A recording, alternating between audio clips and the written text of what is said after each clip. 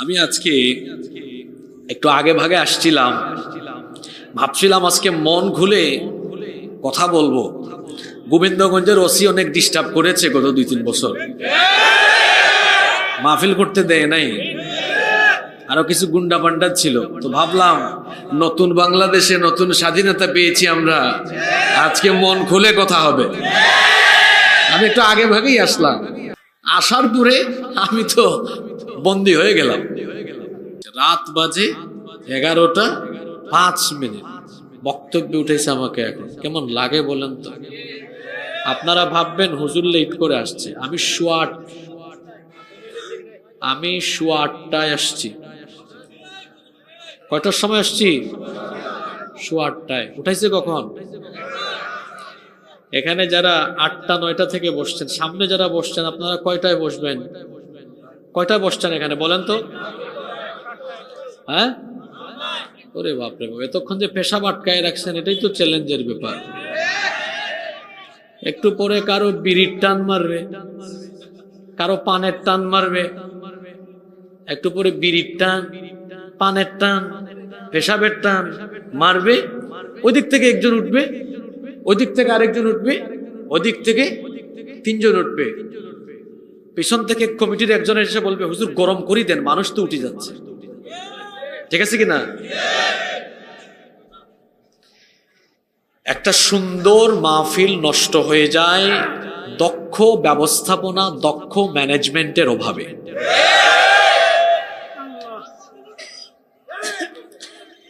এখন আমি বলেন, আমি কি দিয়া এই মানুষগুলার পেশাব আটকাবো? এমনিতেই শীতের দিন, শরীর দিয়া কোনো পানি বেরোয় না, ঘাম বেরোয় না, এটা কি খিচ্চা বসে থাকবে এখানে? এই যে মাইকটা দিছে এমন ভাবে, তুমি তোমার স্ট্যান্ডটা কি ঘুরাই দিতে পারলা না সেট করে? কিন্তু মানুষ দেখতো, আমিও তাদেরকে দেখতাম। সাউন্ড ঠিক আছে, সাউন্ড ভালো আছে, সাউন্ড ঠিক আছে, আপনারা কথা বলি, সাউন্ড ঠিক আছে আলহামদুলিল্লাহ। যাই হোক, কথা বলিয়েন না আপনারা, আমাকে একটু শুরু করতে দেন। আপনারা সহযোগিতা করবেন তো? পেশাব যেহেতু আটকাইছেন, কষ্ট করে আরো 1 ঘন্টা আটকান। আর পানের টান, সিগারেটের টান, বিড়ির টান আসলে ওইটা 1 ঘন্টা আটকান। পারবেন? পারবেন?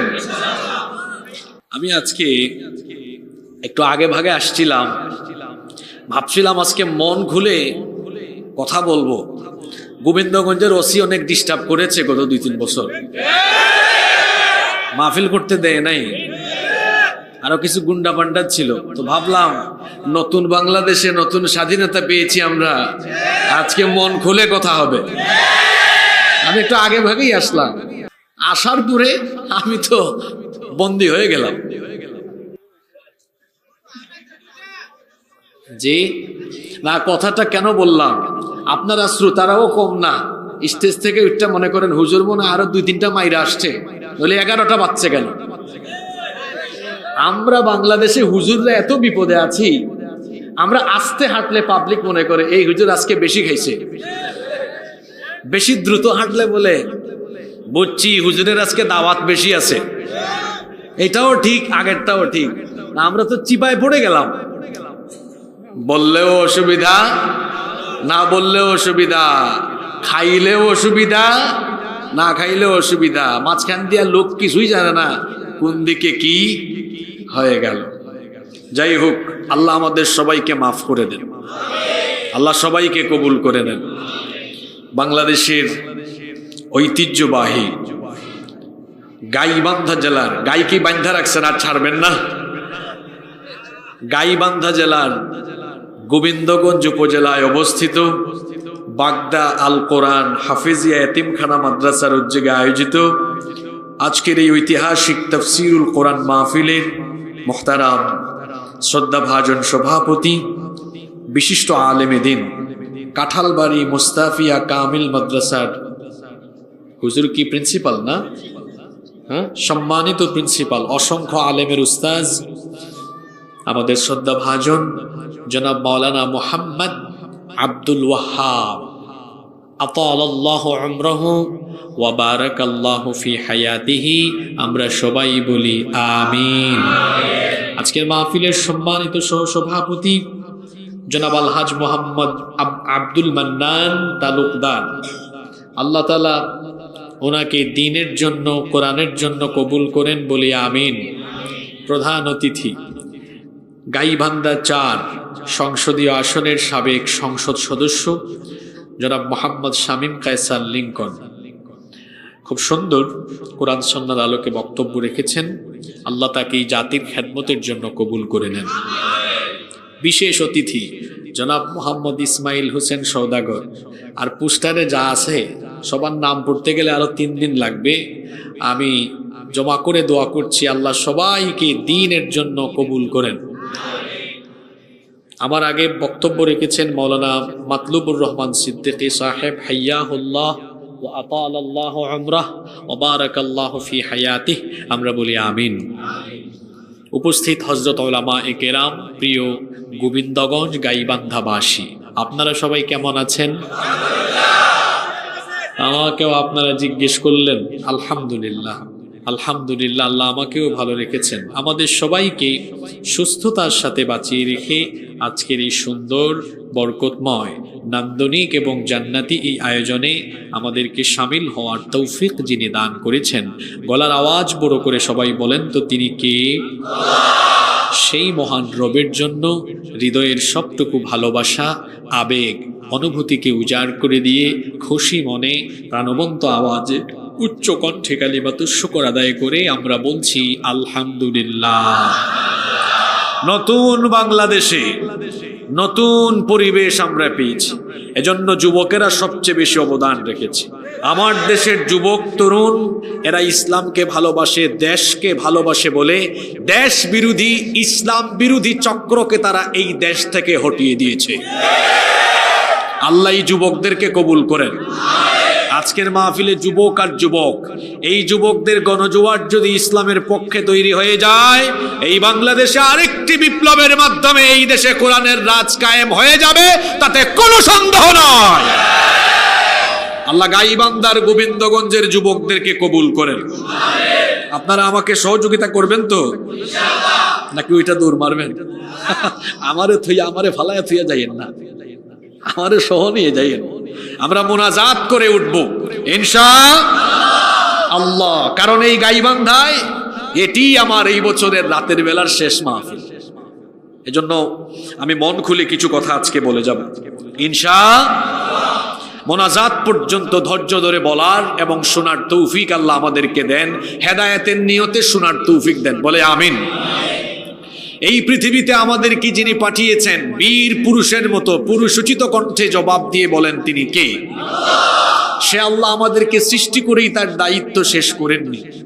আমরা এই দুনিয়াতে কিভাবে চলবো, কি বলবো, কি বলবো না, কি খাবো, কি খাবো না, কোথায় যাব, কোথায় যাব না, কোনটা করব, কোনটা করব না, আল্লাহ একটা সীমারেখা নির্ধারণ করে দিয়েছেন। হালাল এবং হারামের একটা সীমারেখা আমাদেরকে নির্ধারণ করে দিয়েছেন কে? আল্লাহর দেওয়া এই সীমারেখা যারা লঙ্ঘন করে, এদের পরিচয় হলো এরা সীমা লঙ্ঘনকারী, এরা পাপী, এরা গুনাহগার, এরা গুনাহ করে। আর মানুষ যত গুনাহ করে, এই গুনাহগুলো 2 ভাগে বিভক্ত। কথা বুঝে থাকলে বলেন, মানুষ যে গুনাহগুলো করে এই গুনাহ কয় ভাগে বিভক্ত? একটা হচ্ছে কাবাইর, কবিরা গুনাহ বা বড় গুনাহ, আরেকটা হচ্ছে সগাইর, আপনারা সগীরা বলেন আর কি, সগাইর বা সগীরা গুনাহ। তাহলে গুনাহ 2 প্রকার, কবিরা, সগীরা।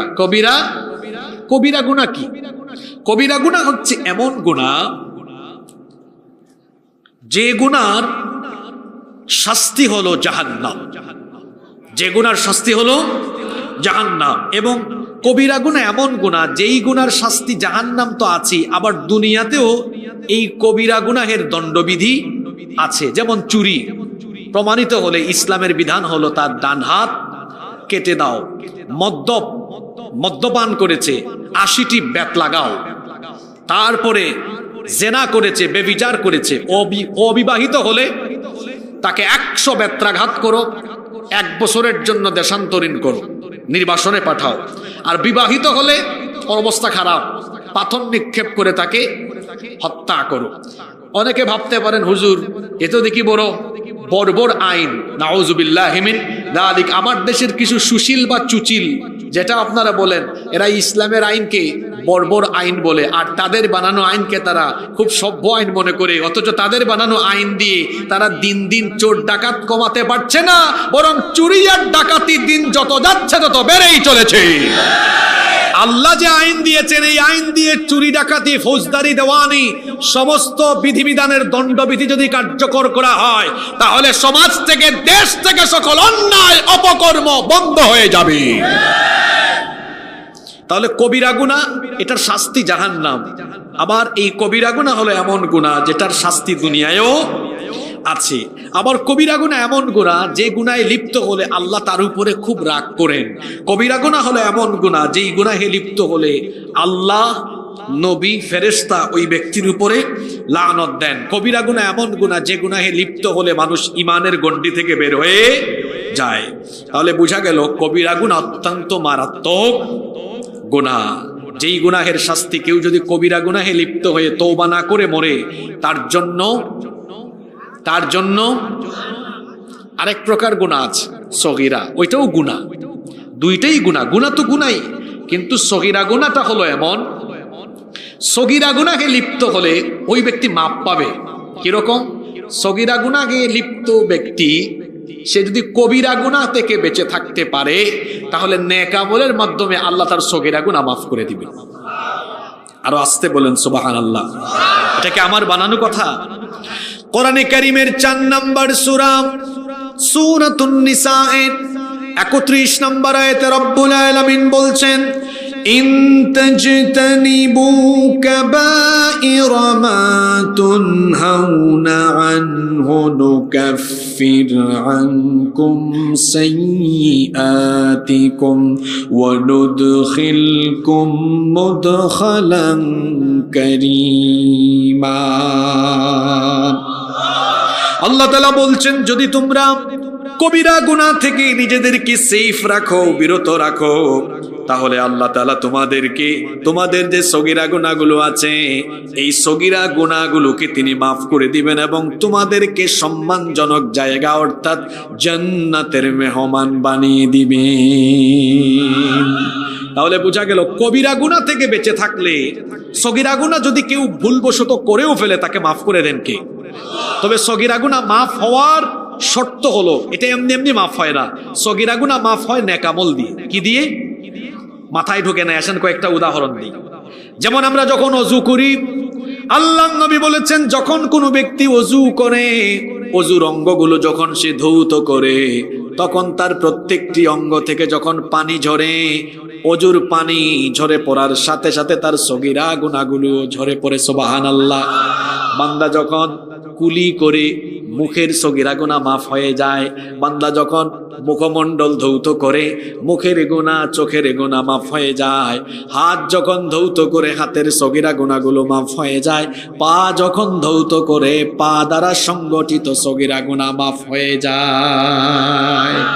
শুধু তাই নয়, আপনি যদি কবিরা গুনাহ থেকে বেঁচে থাকেন, তাহলে নেক আমলের মাধ্যমে সগীরা গুনাহ কেমনে মাফ হয় শুনেন। আল্লাহর নবী বলেছেন, আস-সালাওয়াতুল খামসু ওয়াল জুমআতু ইলাল জুমআতি কাফফারাতুল লিমা বাইনাহুন্না মা লাম তুকশিল কাবাইর।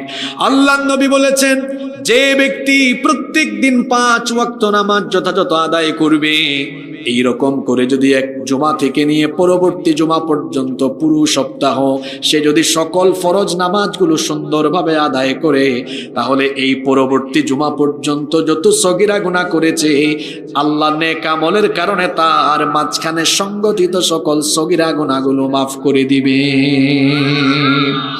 এই রকম আরো অনেক ইবাদত আছে, যেমন আশুরার রোজা, এই রকম আশুরার রোজা আছে।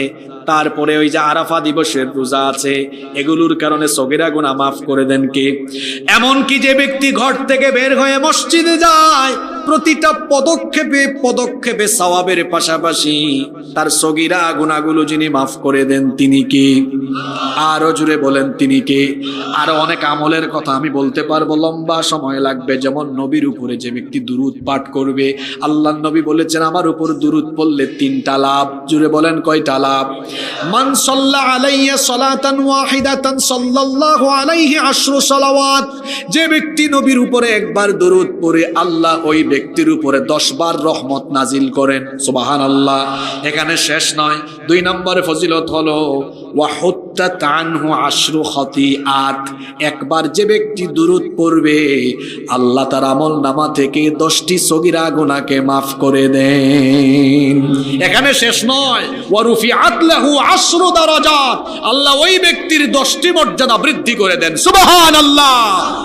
তাহলে বোঝা গেল কবিরা গুনাহ থেকে বাঁচলে সগীরা গুনাহ থাকলেও ওইটা নেক আমলের মাধ্যমে মাফ হয়ে যাওয়ার ব্যবস্থা আছে।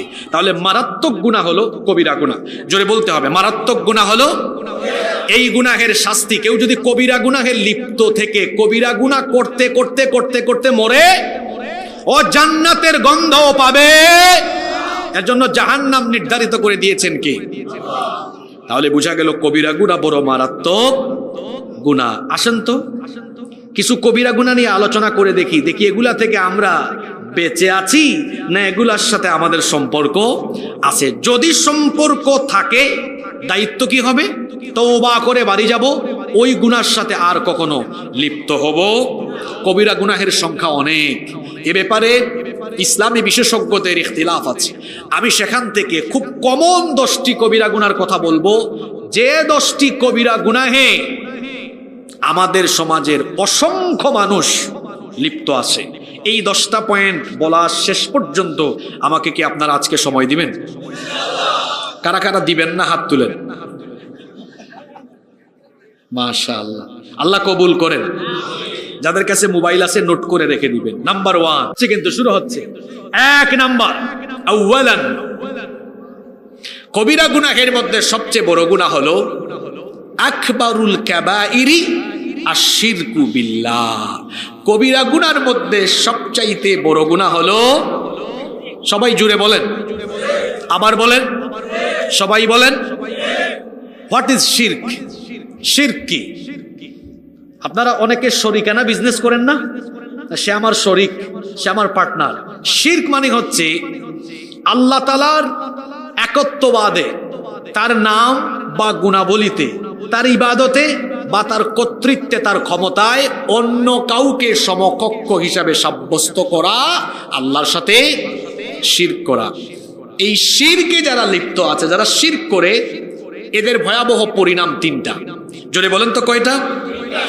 1 নম্বর, যারা শিরকে নিমজ্জিত, এরা আল্লাহর ক্ষমা থেকে বঞ্চিত।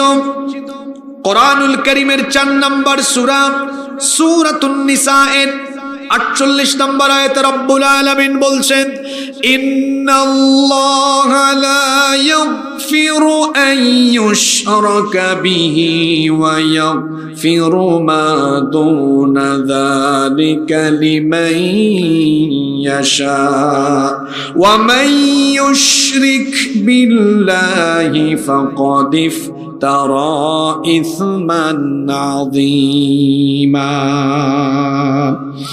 রব্বুল আলামিন বলছেন, নিশ্চয়ই আল্লাহ শিরকের গুনাহ ছাড়া অন্য যে কোনো গুনাহ মাফ করে দেন, ক্ষমা করে দেন। যে ব্যক্তি আল্লাহর সাথে শিরক করে সে আল্লাহর ক্ষমা থেকে বঞ্চিত হয়। তাহলে শিরকের 1 নম্বর পরিণতি হলো ওই ব্যক্তি আল্লাহর ক্ষমা থেকে বঞ্চিত হয়ে যায়। 2 নম্বর, যে ব্যক্তি শিরক করে সেই ব্যক্তির দুনিয়াতে করা সকল নেক আমল, ভালো আমলগুলোকে বরবাদ করে দেওয়া হয়। রব্বুল আলামিন কোরআনে কারীমের 39 নম্বর সূরা সূরাতুজ জুমারের 65 নম্বর আয়াতে বলছেন, ওয়ালাকাদ উহিয়া ইলাইকা ওয়া ইলাল্লাযীনা মিন ক্বাবলিকা লাইন আশরাকতা লায়াহবাতান্না আমালুকা ওয়া লাতাকুনান্না মিনাল খাসিরিন। আল্লাহ তাআলা বলছেন, ও আমার হাবিব, আমি আপনার উপরে এবং আপনার পূর্ববর্তী নবী রাসূলদের উপরে আমি একই রকমের ওহী নাজিল করেছি। সবাইকে আমি বলেছি যারা শিরকের সাথে নিমজ্জিত হবে তাদের সকল আমলগুলোকে যিনি বরবাদ করে দিবেন। গলার আওয়াজ বড় করে সবাই বলেন তিনি কি? তাহলে শিরকের 2 নাম্বার ক্ষতিকর দিক হলো যারা শিরকে নিমজ্জিত এদের সকল নেক আমল বাতিল হয়ে যায়। 3 নাম্বার যারা শিরকে লিপ্ত হবে এদের জন্য জাহান্নামকে অবধারিত যিনি করে দিবেন তিনি কি? কোরআন কারীমের 5 নাম্বার সূরা সূরাতুল মাইদা এর 72 নাম্বার আয়াতে রব্বুল আলামিন বলছেন, ইন্নাহু মান ইউশরিক বিল্লাহি ফাকাদ হারামাল্লাহু আলাইহিল জান্নাতা ওয়া মাওয়াহুন নার ওয়া মা লিয-যালিমিনা মিন আনসার। আল্লাহ তাআলা বলছেন নিশ্চয়ই যে ব্যক্তি আল্লাহর সাথে শিরক করে আল্লাহ ওই ব্যক্তির জন্য জান্নাত হারাম করে দিয়েছেন, আর সেই ব্যক্তির জন্য জাহান্নামকে যিনি ওয়াজিব করে দিয়েছেন তিনি কে? এখান থেকে আমরা জানতে পারলাম শিরকের সাথে নিমজ্জিত হয়ে যারা 3টি ক্ষতির সম্মুখীন হয় তারা 1 নাম্বার তারা আল্লাহর ক্ষমা বঞ্চিত, 2 নাম্বার এদের সকল আমল বরবাদ হয়ে যায়, 3 নাম্বার এরা জান্নাতের গন্ধ পাবে না, এদের জন্য জাহান্নাম ওয়াজিব করে দিয়েছেন কে? শিরক। এটা হলো 2 প্রকার। একটা হলো বড় শিরক, আরেকটা হলো ছোট শিরক। শিরক হলো 2 প্রকার, শিরকে আকবার, শিরকে আসগর। আমাদের সমাজে প্রচলিত অনেক শিরক আছে, অনেক লোক না বুঝে না জেনে শিরকে নিমজ্জিত হয়ে যাচ্ছে। আল্লাহ ছাড়া অন্য কারো গায়েবী ক্ষমতা আছে এটা যারা বলবে বা বিশ্বাস করবে ওই ব্যক্তি মুশরিক হয়ে যাবে। গণকের কাছে যারা যাবে, জ্যোতিষীর কাছে যারা যাবে, যে ব্যক্তি জ্যোতিষীকে বিশ্বাস করবে তার আমল বরবাদ হয়ে যাবে, মুশরিক হয়ে যাবে। আল্লাহর নবী বলেছেন যে ব্যক্তি গণকের কাছে যায় 40 দিন পর্যন্ত তার নামাজ কবুল হয় না। আবার অনেকে আছে জাদু টুনা বান মারা এগুলো করে, যারা জাদু টুনা বান মারা এগুলোর সাথে সম্পৃক্ত এরা শয়তানি কাজ করে, এরাও শিরক করে। শুধু তাই নয়, কত ধরনের শিরক আমাদের সমাজে চলছে দেখেন। আল্লাহ যেটা দিতে পারেন অন্য কেউ সেটা দিতে পারে এমনটা মনে করা, বিশ্বাস করা হলো আল্লাহর সাথে শিরক করা। শিরকের ব্যাপারে আলোচনা করতে গেলে লম্বা আলোচনা লাগবে। রাষ্ট্রীয় পর্যায়েও শিরক হয়। কিভাবে রাষ্ট্রীয় পর্যায়ে শিরক হয় দেখেন, জনগণ সকল ক্ষমতার মালিক, জনগণ সকল ক্ষমতার উৎস, এটা হলো আল্লাহর সার্বভৌমত্বের সাথে শিরক করা। জনগণ ক্ষমতার মালিক নয়, সকল ক্ষমতার মালিক কি? সেই আল্লাহ যাকে ইচ্ছা ক্ষমতায় বসান, যারা গাদ্দারি করে ক্ষমতা থেকে নামায়া আবার আল্লাহ চাইলে জুতার বাড়িও খাওয়ান। সব ক্ষমতার মালিক কি? জনগণ ক্ষমতার উৎস। এই কথা আসলে একটা কুফরি কথা, এবং এটা হলো জনগণকে পাম দেওয়া। জনগণকে কি দেওয়া? আচ্ছা, আপনারা যদি সকল ক্ষমতার মালিক হন, আপনার জন্য পেট ব্যথা, মাথা ব্যথা, করোনা ভাইরাস ইত্যাদি ইত্যাদি না হয়, আপনি কি এগুলোকে নিয়ন্ত্রণে আনতে পারবেন? আপনার তো 3.5 হাত শরীরের উপরে আপনার নিয়ন্ত্রণ নেই, আপনি কিভাবে সকল ক্ষমতার মালিক হবেন? আপনার নিজের শরীরের উপরেই তো আপনার কোনো ক্ষমতা নাই, ঠিক কিনা? বলে তারা সকল ক্ষমতার মালিক জনগণ, তারপরে আবার তারাই আবার ক্ষমতার জন্য জনগণের বুকের উপরে গুলি চালায়। তারপরে কিভাবে রাষ্ট্রীয়ভাবে আরো আল্লাহর সাথে শিরক হচ্ছে। আল্লাহ যেটা হালাল করেছেন রাষ্ট্র সেটা হারাম করেছে, আল্লাহ যেটা হারাম করেছেন রাষ্ট্র সেটা হালাল করেছে। কিছু উদাহরণ দেই, মনোযোগ আছে তো আপনাদের? 18 বছরের আগে যদি এখানে এলাকার নাম কি? বাগদা। 18 বছরের আগে 17 বছরে কেউ যদি এলাকায় বিয়ে কইরা বসে, আল্লাহর আইনে এটা হালাল না হারাম? কথা বলছেন না কেন? আপনাদের দেশের আইনে হ্যাঁ, যে বিয়ে পড়াবে, যে ঘটকালি করবে, বর কনে সবাইরে কিন্তু জেলখানায় ঢুকায় দেওয়া হবে। আমাদের দেশে এটার নাম দেওয়া হয়েছে কি বিবাহ, আর কোরআনে এটার নাম হলো বালেগ বিবাহ। এরা বালেগ হয় নাই? জোরে বলেন, বালেগ হয় নাই? তাহলে বালেগা হওয়ার পরে মা বাবার সম্মতিতে বিয়ে করতে পারে। আল্লাহর আইনে এটা জায়েজ আছে, হালাল আছে। আমাদের আইনে, জোরে বলেন, আল্লাহ করলেন হালাল, তারা করলো। এবার আসেন, এই বাগদায় যদি টুনার সাথে টুনি, 17 বছর দুজনের বয়স, বা ছেলের বয়স 17, মেয়ের বয়স 13, 14, 15, টুনাটুনি যদি এখানে হাঁটাহাঁটি করে, দুজন গা ঘেঁষাঘেঁষি করে, হাতাহাতি মাখামাখি করে, আল্লাহর আইনে সেটা, কথা বলছেন না কেন? আল্লাহর আইনে, আপনাদের দেশের আইনে কথা বলে না। আপনাদের দেশের আইনে বলতে এটা কোনো অসুবিধা নাই, দুজন অ্যাডাল্ট যা মন চায় তাই করতে পারে। আল্লাহর আইনে হারাম, তাদের আইনে। এইভাবে করে আল্লাহ যেটা জায়েজ করেছেন রাষ্ট্রীয়ভাবে সেটা না জায়েজ করা হয়। আরো উদাহরণ আছে, মদ। আপনাদের দেশে মাদক নিয়ন্ত্রণ অধিদপ্তর আছে, নির্মূল অধিদপ্তর নাই। আমি গুলশানে গত 5-6 দিন আগে লাঞ্চ করছিলাম, দেখি এক রেস্টুরেন্টের বাইরে লেখা যে এখানে বারের জন্য লাইসেন্স প্রাপ্ত এটি প্রতিষ্ঠান, এটি আপনি ঢুকে এখানে লাইসেন্স থাকলে খেতে পারবেন। আল্লাহর আইনে মদ, জোরে বলেন, তাদের আইনে না, সম্পূর্ণ তারা হালাল করে নাই, সীমিত পরিসরে। কি শব্দ? নিয়ন্ত্রিত মাত্রায়।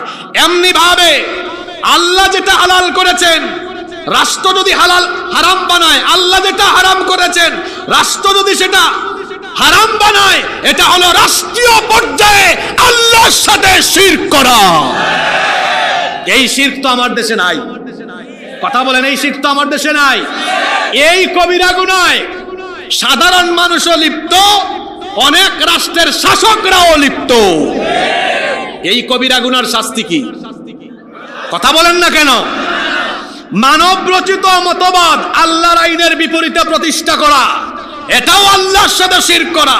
কারণ আল্লাহ বলেছেন, আলা লাহুল খালকু ওয়াল আমর, সৃষ্টি যার, আইন চলবে।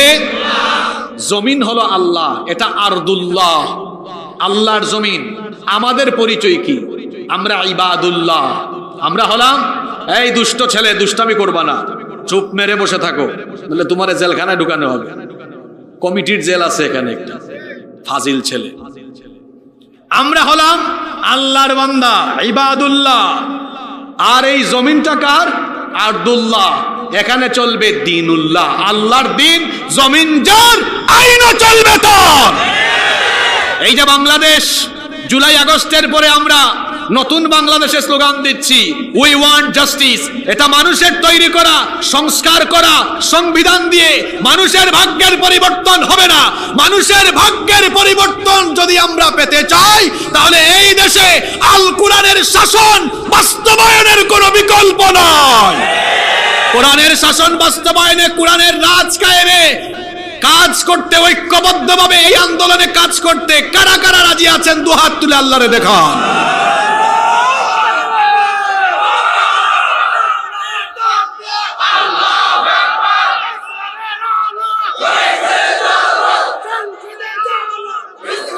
হইছে এখন সব স্লোগান দেয়া টায়ার্ড হইলে চলবে না। তো অন্তত 10টা পয়েন্টে 10 বার দেওয়া হবো। তো একটাতেই যদি সব চার্জ চলে যায়, বাকিগুলা কেমনে দিবে? কিছু চার্জ থাকার দরকার আছে না? আপনারা থাকবেন তো না? আমারে ফলায় চলে যাবে? আছেন তো? তাইলে 1 নম্বর কবিরা গুনাহ, সবচাইতে বড় গুনার নাম আল্লাহর সাথে। মহিলারা আছেন মাহফিলে? হ্যাঁ, মহিলারা কিন্তু জাদু টুনা, বান মারা, গণকের কাছে যাওয়া, জ্যোতিষীর কাছে যাওয়া, এগুলো করে খবরদার, কোনোভাবেই আল্লাহর সাথে শরীক করা যাবে। এরপরে 2 নম্বর কবিরা গুনাহ, পিতা মাতার সাথে নাফরমানি করা, মা বাবার সাথে বেয়াদবি করা। এই কবিরা গুনাহে অনেক ছেলেরা লিপ্ত আছে না নাই? আল্লাহর ইবাদতের পরে, আল্লাহর আনুগত্যের পরে মানুষের জন্য পিতা মাতার আনুগত্য করা ফরজ। কোরআনে কারীমের 17 নম্বর সূরা বনি ইসরাঈলের 23 নম্বর আয়াত থেকে আল্লাহ বলছেন, ওয়া ক্বাদা রাব্বুকা আল্লা তা'বুদু ইল্লা ইয়্যাহু ওয়া বিল ওয়ালিদাইনি ইহসানা। তোমাদের রবের পক্ষ থেকে ফয়সালা হয়েছে তোমরা আল্লাহ ছাড়া কারো ইবাদত করবে না, আর আল্লাহর ইবাদতের পরে তোমরা তোমাদের পিতামাতার সাথে ইহসান করবে, সদাচরণ করবে, সুন্দর আচরণ করবে, উত্তম ব্যবহার করবে।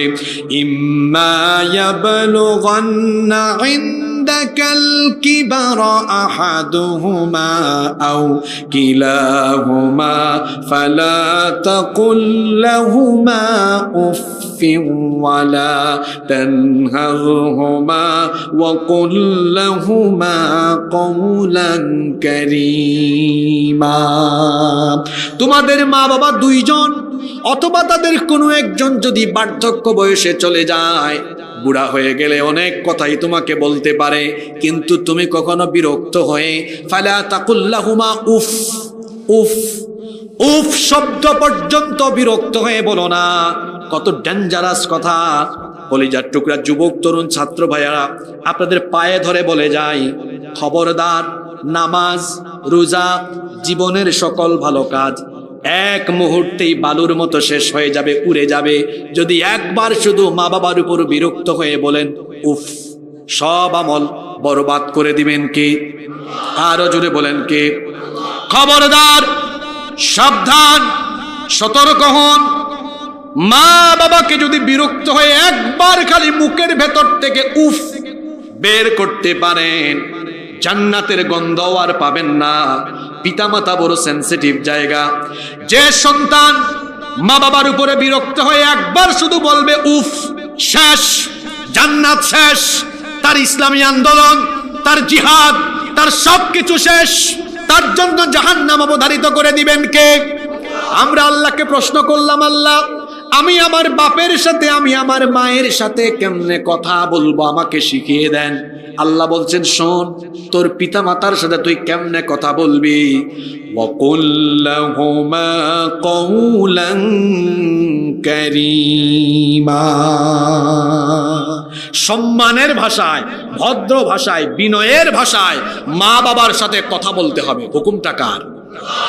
সলিমউদ্দিন বিয়ে করেছে, বউ বলেছে, ওগো শুনছো, তোমার মা তো আমাকে এইটা বলেছে, বাপ তো এটা বলেছে। তারপরে বিরক্ত হয়ে তার মা বাবার সাথে ধমক দেখায়, রাগ করে কথা বলে, ধমক দেয়, জিরকি দেয়। অথচ আল্লাহ কোরআনে বলছেন ওয়ালা তানহারহুমা, পিতা মাতার সাথে চোখ রাঙিয়ে কথা বলে ধমক দিও না।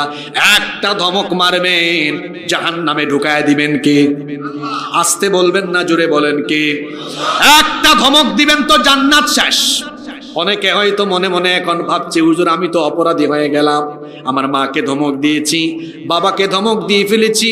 মা বাবার অন্তরে অনেক দয়া, আজকে বাড়িতে গিয়া পা ধরে কান্দেন, বলেন আব্বা আম্মা আমাকে মাফ করে দেন, ভুল করে ফেলেছি। একবার পা ধরে দেখেন, বাবা মা আপনাকে মাফ করে দিবে। যার পিতা মাতা নাই, কবরের কাছে যান, গিয়ে একটু দোয়া করেন, রব্বির হামহুমা কামা রব্বায়ানি সগীরা। আল্লাহ, আমার পিতামাতা আমাকে কত মায়া মমতা স্নেহ দিয়ে ভালোবাসা দিয়ে লালন পালন করলো, আজ আমার বাপ নাই মা নাই, ছোট্টবেলা কত মায়া মমতা দিয়ে আমার বাপ মা আমাকে লালন করলো। তোমার কাছে দোয়া করছি, আজ আমার পিতা মাতাকেও তুমি তোমার রহমতের কুলে লালন পালন করো। বলেন আমিন। শুধুমাত্র এক জায়গায় মা বাবার কথা শোনা যাবে না। কয় জায়গায়? আপনারা তো টায়ার্ড হয়ে গেলেন। কয় জায়গায়? মাত্র এক জায়গায় মা বাপের কথা শোনা যাবে না। তাছাড়া মা যা বলবে, বাপ যা বলবে তাই মানতে হবে। শুধু এক জায়গায় মানা যাবে না।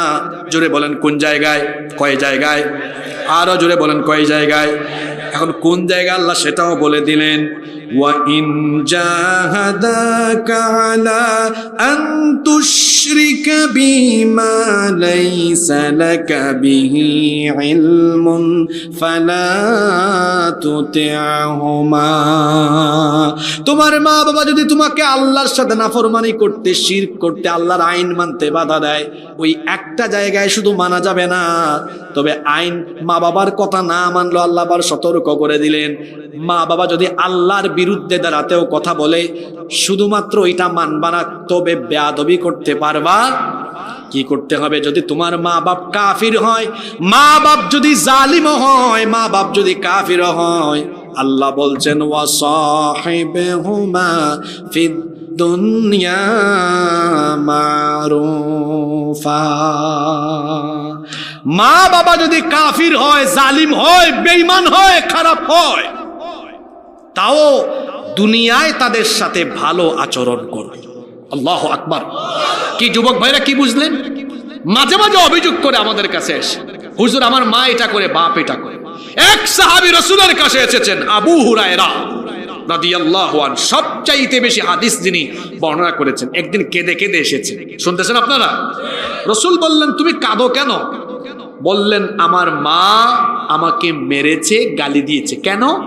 আমি আপনার কাছে ইসলাম কবুল করেছি।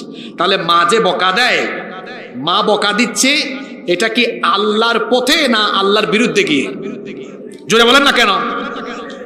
রাসূল বলছেন আবু হুরায়রা আমার কাছে আসো, তোমার মা গালি দেয়, বকা দেয়, এজন্য তোমার মায়ের কোনো বিচার করা যাবে না। তোমার মা গালি দিয়েছে, আমি কি করব? কোনো অসুবিধা নাই, তোমার মা গালি দিলেও তোমার মায়ের খেদমত করো। সুবহানাল্লাহ। নতুন বিয়ে করেছে, কয় হুজুর আমার মা, আমার বাপ, আমার বউ আমার সাথে এটা করে, ওইটা করে। আরে যা মন চায় তাই করুক, তোমার মায়ের পায়ের কাছে পড়ে থাকো, তোমার মার চিকিৎসা করো, বাপের খেদমত করো, মায়ের খেদমত করো। বউ এসেছে কালকে, মা বাপ তোমাকে জন্ম দিয়েছে, ঠিক কিনা? মা বাবার কথা যে শুনবে না, এ দুনিয়া শেষ। ভিক্ষুকের মতো মরবে, ও কুকুরের মতো রাস্তাঘাটে ছটফট করবে, ওর দুনিয়া তছনছ হয়ে যাবে। কত পয়সাওয়ালা লোককে দেখেছি পিতা মাতার সাথে বেয়াদবির কারণে কয়েক বছর পরে রাস্তার ফকির হয়েছে। আর পিতা মাতার খেদমত করেছে, আল্লাহ তাকে দুনিয়ায় অনেক সম্মানের জায়গায় নিয়েছেন, রিজিক দিয়েছেন, সম্মান দিয়েছেন, আর তার মায়ের পায়ের তলায় তো আল্লাহ জান্নাত রেখেই দিয়েছেন। সুবহানাল্লাহ। তাহলে আল্লাহর সাথে শিরকের পরে কবিরা গুনাহ আরেকটা পাইলাম, পিতা মাতার সাথে কি করা। ও আমার যুবক ভাইয়েরা, যাদের মা বাপ আছে, সুযোগ চলে যাচ্ছে, আজকে বাড়িতে গিয়া পা ধরে কান্নাকাটি করো, পা ধরে কান্নাকাটি করো। যদি কারো সাথে, কারো মা বাপের সাথে বেয়াদবি হয়ে যায়, আজকেই মাফ চাও, আজকেই মাফ চাও। যুবকদেরকে উৎসাহিত করার জন্য আমি বলি, আমি তো বেশি বাড়ি যেতে পারি না, আমি বেশি বাড়ি যেতে পারি না। আমি যখনই আমার মায়ের কাছে যাই, মাথা বাড়িয়ে দিই, আমাকে দোয়া করে দেন। যতবার কাছে যাই ততবার পা ধরি আর বলি, আম্মা আপনার পা ধরলাম, আম্মা আপনার পা ধরলাম। জানি না মনের অজান্তে যদি আপনাকে নাখুশ করে ফেলি, পাটা ধরলাম, বলেন মাফ করছেন, বলেন মাফ করছেন। মা বলে, আরে কি বলো, কোনো অপরাধী তো করো নাই। আমি বললাম, তাও পা ধরলাম, যদি কোনো ধরনের নাখুশি আসে আমাকে মাফ করে দেন। সুবহানাল্লাহ। মা বাবার দোয়া ছাড়া কেউ বড় হতে পারে? মায়ের খেদমত করেন। বাজারে এসেছেন, জিজ্ঞেস করেন, আম্মা আপনি কি খাবেন, আব্বু আপনি কি খাবেন? না কিচ্ছু খাবো না। না আপনি বলেন কি খাবেন। এখন শীতের দিন, বাজারে কমলা আসছে না, মা বাপ বলে না আমার ছেলের ইনকাম কম, আনলে পয়সা কমে যাবে। না বলুক, বাজার থেকে আসার সময় কমলাটা লুকায় আনবেন, এক ব্যাগ কমলা এনে রাতের বেলা ঢুকে আপনি আপনার বাবা মায়ের পাশে বসবেন, বসে কমলাটা ছিলে বলবেন, আব্বু হা করেন, আম্মু হা করেন, খাওয়ায় দেন। একটা মুচকি হাসি মারবে, আল্লাহর আরশ আপনার উপর খুশি হয়ে যাবে। আপনার সামান্য জ্বর হয়েছে, আপনার মা বাপ ছোটবেলা আপনার জ্বর হলে ঘুমায় নেই, আপনার বাপ আপনার মা অসুস্থ, আরে আপনি যদি শরীরের চামড়া খুলে চামড়া বিক্রি করে মা বাপের চিকিৎসা করেন, তাও তো মা বাপের হক আদায় করতে পারবেন। পিতামাতার খেদমত করেন, পিতামাতার খেদমত করেন। পিতামাতা হচ্ছেন আপনার জন্য পীর, আপনার ওলি, আপনার জন্য সবচেয়ে বড় ওলিয়া উলিয়া আপনার বাবার মা বাপের খেদমত করেন। ছাত্র ভাইদেরকে, যুবক ভাইদেরকে বলবো, উফ ফালা তাকুল্লাহুমা উফ। অনেকে বলে না, বাপ বলছে বাবা যাও তো এটা করো, উফ খালি আমাকে বলো কেন? এই যে উফ বলছে, খবর আছে, আল্লাহ নিষেধ করেছেন উফ শব্দ বলা যাবে। আর পিতামাতার সাথে চোখ রাঙিয়ে, চোখ মোটা করে তর্ক করা যাবে না। যদি কেউ দুনিয়াতে রাস্তার ফকির হতে চায়, কেউ যদি প্রতিবন্ধী হতে চায়, কেউ যদি দুনিয়াতে ভিক্ষুকের মতো, কুকুরের মতো রাস্তাঘাটে মরতে চায়, সেজন্য তার মা বাপের সাথে বেয়াদবি করে।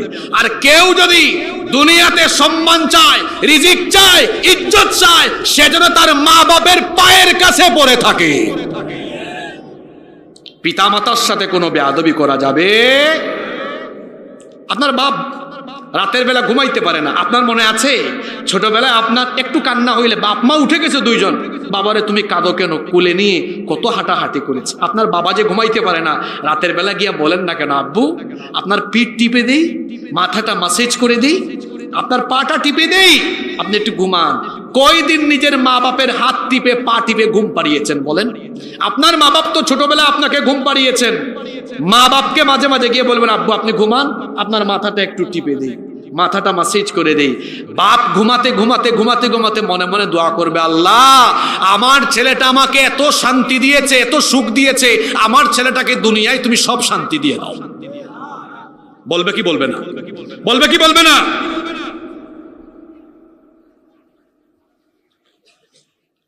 সেদিন একজন এক গল্প শোনালেন, গল্পটা বলবো। তার বাপের খুব স্বপ্ন ছিল আল্লাহর ঘর দেখবে, না জানাইয়া অনেক কষ্ট করে পয়সা জমায়া আল্লাহর ঘরে পাঠিয়েছে।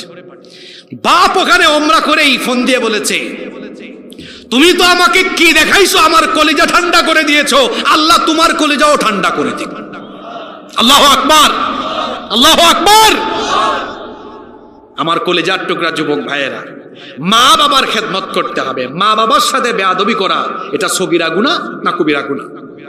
জোরে বলতে হবে, কি গুনাহ? তাহলে এই গুনাহের সাথে থাকা যাবে। কয়টা বললাম?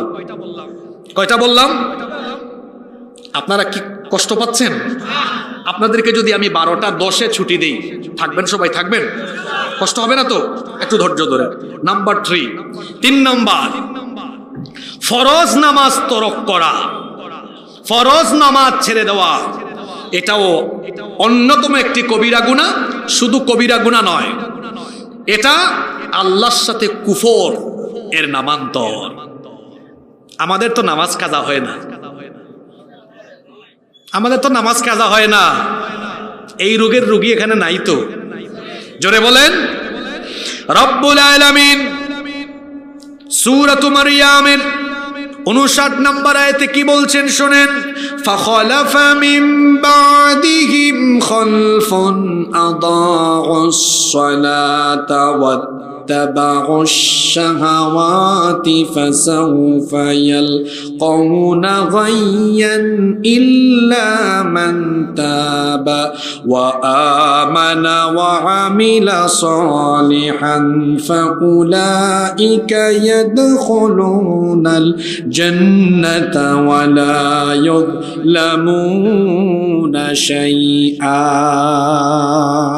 রব্বুল আলামিন বলছেন, নবী এবং হিদায়াত প্রাপ্তদের পরে এমন একটি অপদার্থ বংশধর এসেছে শেষ জামানায়, এমন কিছু মানুষ থাকবে যারা তাদের নামাজকে বিনষ্ট করবে, প্রবৃত্তির পূজারী হবে, মন যা চায় তাই করবে, নফসের গোলাম হবে, আল্লাহর গোলাম হবে না। মন চাইবে একটু ফজরের টাইমে ঘুমাই, আল্লাহ চান নামাজে আসো, আর বান্দার মন চাই ঘুমায়া থাকি।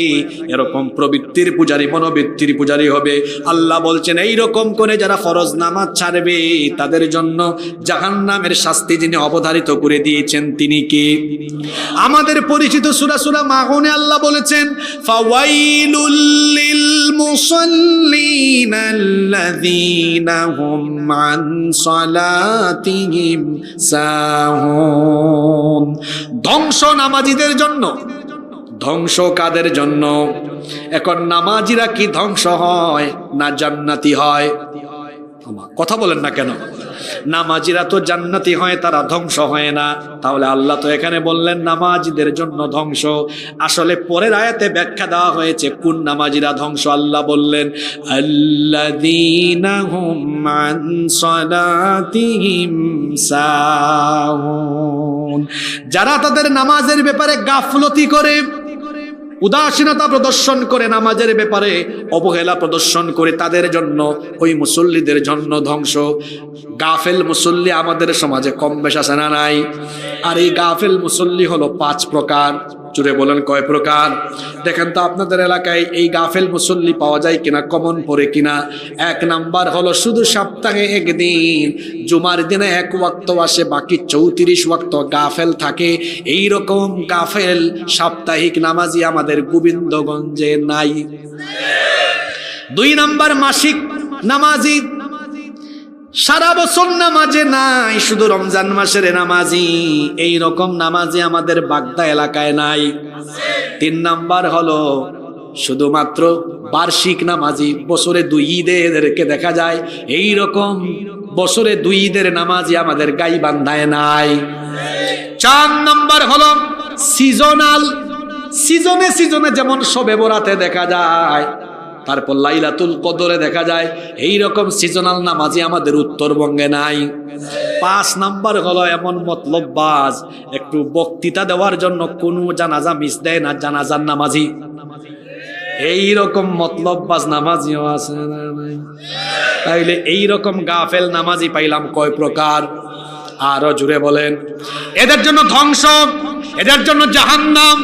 আল্লাহকে জিজ্ঞেস করলাম, আল্লাহ তাহলে কোন নামাজিদের জন্য জান্নাত? আল্লাহ বললেন, ওয়াল্লাযীনা হুম আলা সালাওয়াতিহিম ইউহাফিযুন।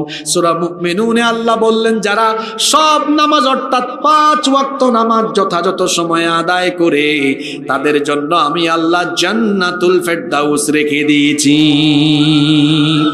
আমরা জান্নাত চাই কি চাই না? এখানে যদি কোনো একটা বিল্ডিং থাকে, এই বিল্ডিং এ যদি আমরা ঢুকতে চাই, বিল্ডিং এ যদি তালা দেওয়া থাকে, বিল্ডিং এ ঢোকার জন্য কি লাগবে? আরো জোরে বলেন, কি লাগবে? আপনারা জান্নাতে যেতে চান, জান্নাত কি আল্লাহ উদ্বোধন করে দিয়েছেন না বন্ধ আছে? জোরে বলেন। আপনারা জান্নাতে যেতে চান, আল্লাহও জান্নাত দিতে চান। এজন্য আল্লাহ ডেইলি 1 বার না 2 বার না, আপনাকে 5 বার আল্লাহ ডাকেন, বান্দারে আয় আয় নামাজে এসে আমার কাছে হাজিরা দে, আর আমার কাছ থেকে তোর জন্য বানানো জান্নাতের চাবিটা নিয়ে নে। জান্নাতের চাবি চান? কারা কারা চান না হাত তুলেন। মাশাআল্লাহ, সবাই চান তো? কারা কারা চান দেখি তো? জান্নাতের চাবি চাইলে 5 বার কোথায় যাওয়া লাগবে? জোরে বলেন, যাবেন তো? ওয়াদা ওয়াদা ওয়াদা, আল্লাহ কবুল করেন। তাহলে আরেকটা কবিরা গুনাহ পাইলাম, সেটা কি? ফরজ নামাজ ছেড়ে দেওয়া। কষ্ট হচ্ছে আপনাদের? নাম্বার 4। 4 নাম্বার, অন্যায় ভাবে কাউকে হত্যা করা। এটাও হলো কবিরা। আমার দেশে অন্যায় ভাবে কাউকে হত্যা করা হয় না। জি, গত 15 বছর এগুলা খুব বেশি দেখেছি আমরা।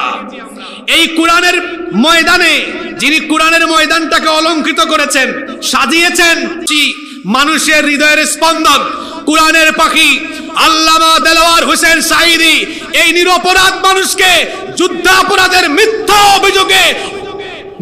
অভিযোগে তারা নাটক সাজিয়ে মানবতা বিরোধী অপরাধ মঞ্চস্থ করে অন্যায়ভাবে তাকে ফাঁসির রায় দিয়ে, তাকে তারা ফাঁসি না দিয়ে জনগণের রুষের মুখে পড়ে কারান্তরীণ করেছে। তারপরে জেলে রেখে এই নিরপরাধ মানুষকে তারা চিকিৎসার নামে হত্যা করে ফেলেছে। এই বাংলাদেশে যদি 50 বছর পরেও আপনার বাপের বিচার হয়, মনে রাখবেন আল্লামা সাঈদীর হত্যার বিচারও বাংলাদেশের 18 কোটি মানুষ করেই ছাড়বে।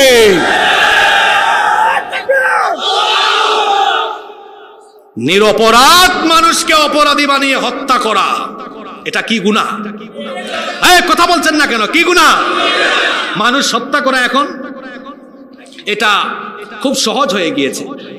সম্পদের জন্য আপন ভাইকে খুন করে ফেলে, সন্তান মা বাপকে খুন করে ফেলে, স্বামী স্ত্রীকে খুন করে ফেলে, সন্তান মা বাপকে খুন করে ফেলে। ওই যে পুলিশ কর্মকর্তা মেয়ে ঐশী, মনে আছে? মা বাপ দুইটারই কির করে ফেলছে। অন্যায় ভাবে মানুষ হত্যা করে যারা, কবিরা গুনাহে লিপ্ত তারা, রব্বুল আলামিন কোরআনে কারীমের 3 নম্বর সূরা আলে ইমরানের 21 নম্বর আয়াত থেকে বলছেন, ইন্নাল্লাযীনা ইয়াকফুরুনা বিআয়াতিল্লাহি ওয়া ইয়াকতুলুনান নাবিয়্যিনা বিগাইরি হাক্কিন ওয়া ইয়াকতুলুনাল্লাযীনা ইয়া'মুরুনা বিল কিসতি মিনান নাসি ফাবাশশিরহুম বিআযাবিন আলীম। আল্লাহ তাআলা বলছেন, নিশ্চয়ই যারা আল্লাহর আয়াত এবং আল্লাহর নিদর্শন সমূহকে অস্বীকার করে, অন্যায়ভাবে যারা নবীদেরকে হত্যা করে এবং মানুষদের মধ্যে থেকে যারা ন্যায় এবং ইনসাফের কথা বলে তাদেরকে যারা অন্যায়ভাবে হত্যা করে, তাদেরকে জাহান্নামের আযাবের সুসংবাদ তিনি দিয়েছেন। জোরে বলেন, তিনি কে? যে ব্যক্তি অন্যায়ভাবে মানুষ হত্যা করবে তার ঠিকানা হলো জাহান্নাম। কিয়ামতের ময়দানে রব্বুল আলামিন হিসাব করবেন, বিচার করবেন। বিচারটা দুই রকম হবে, হাক্কুল্লাহ, আল্লাহর হক। দুই নাম্বার হবে হাক্কুল ইবাদ, বান্দার হক। আল্লাহর হকের বিচার আরম্ভ হবে নামাজ দিয়ে, আর বান্দার হকের বিচার যখন আল্লাহ শুরু করবেন, বুখারীর হাদিস, আল্লাহর নবী বলেছেন, আউয়ালু মা ইউকদা বাইনান নাসি ইয়াউমাল কিয়ামাতি ফিদ দিমা। কিয়ামতের দিন আল্লাহ মানুষের হিসাব যখন শুরু করবেন, বান্দার হকের মধ্যে আল্লাহ সর্বপ্রথম অন্যায়ভাবে রক্তপাতের হিসাব করবেন। আমি যে এলাকায় থাকি চট্টগ্রামে, সেখানে এই যে গত সিটি কর্পোরেশন নির্বাচনে